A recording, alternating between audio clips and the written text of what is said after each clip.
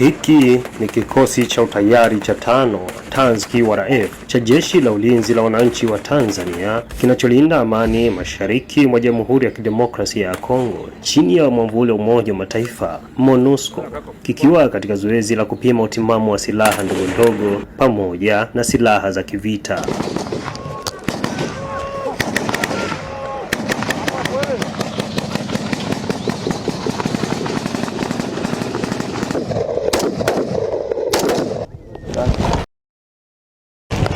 Jukumu la ulinzi wa amani hapa DRC linategemea zaidi utimamu wa vifaa, utimamu wa watu, utimamu wa silaha, kama anavyoeleza mkuu wa operation na mafunzo wa kikosi hiki, Meja Karoli Kisima. Kwa ujumla kikundi kipo salama na kinaendelea na majukumu yake ya ulinzi wa amani kwa raia wa nchini DRC.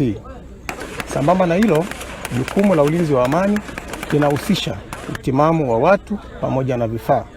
Hivyo, tukiwa katika eneo la utekelezaji wa majukumu ya ulinzi wa amani, tunapata wasaa wa kufanya mazoezi kwa kuangalia utimamu wa vifaa vyetu pamoja maafisa na askari.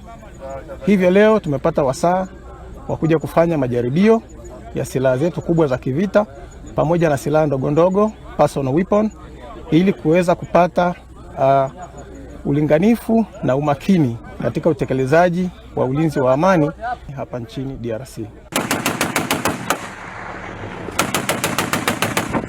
Kutoka Beni Mavivi, mashariki mwa Jamhuri ya Kidemokrasia ya Kongo, mimi ni Private Habibu Shabani, TANZQRF.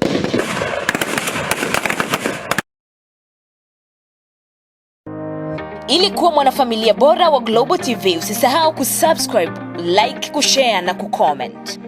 Baada ya kusubscribe, bonyeza alama ya kengele ili kupata taarifa kwa kila video inayopanda Global TV Online.